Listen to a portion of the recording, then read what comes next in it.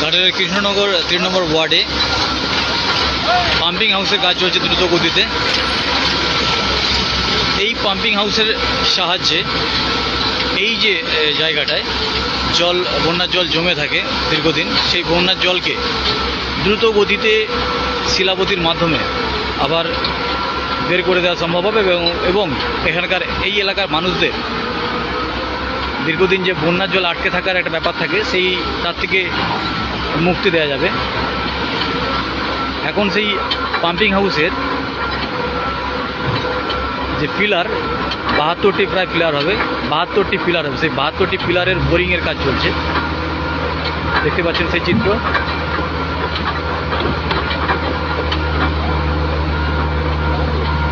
এই 72টি পিলারের উপর স্ট্রাকচার হবে পাম্পিং হাউসটি, মেশিন থাকবে তার মধ্যে।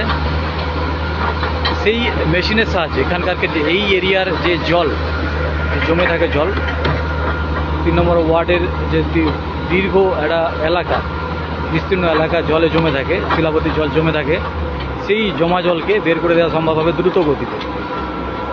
তার জন্য যে পাম্পিং হাউস, মাস্টার প্ল্যানের প্রস্তাবিত কয়েকটি পাম্পিং হাউস, তারই একটি এই 3 নম্বর ওয়ার্ডের কৃষ্ণনগরে কাজ চলছে। সেই পাম্পিং হাউসের জন্য একটি বিরাট বিল্ডিং হবে এখানে, পাম্পিং হাউসের যে বিল্ডিং, সেই বিল্ডিংয়ের জন্য এখন পিলারের বোরিংয়ের কাজ চলছে। 72টি পিলার হবে, তার মধ্যে সবেমাত্র 7টি কি 8টি পিলার হয়েছে, বোরিং হয়েছে। এই কাজটি হতে প্রায় 2 বছর সময় লাগবে। ইঞ্জিনিয়াররা এমনটাই জানাচ্ছেন যে 2 বছরের ওয়ার্ক অর্ডার রয়েছে, 2 বছর ধরে এই কাজটি চলবে।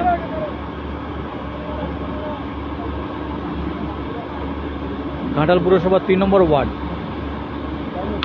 কৃষ্ণনগর। দেখতে পাচ্ছি দূরে যে Krishnanagar primary school, Krishnanagar primary স্কুলের পেছনে যে জায়গাটি রয়েছে, নিচু জায়গাটি যেখানটায় জল জমে থাকে, এখান থেকেই এই পাম্পিং হাউসের মাধ্যমে জল পাম্প করে দ্রুত গতিতে নদীতে ফেলে এই এলাকাটিকে বন্যার জল থেকে মুক্ত করা হবে। এবং তারই জন্য যে পাম্পিং হাউস, সেই পাম্পিং হাউসের কাজ চলছে ঘাটালের 3 নম্বর ওয়ার্ডে।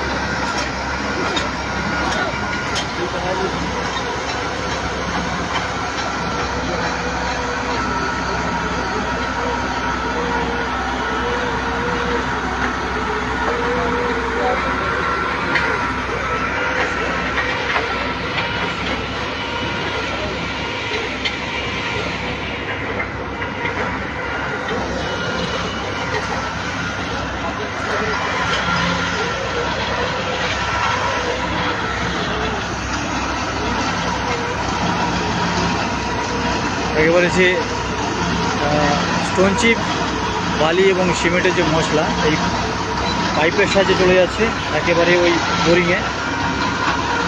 28 মিটার, প্রায় 28 মিটার বোরিং হবে। 28 মিটার করে গভীরতা থাকবে এই একটি পিলারের।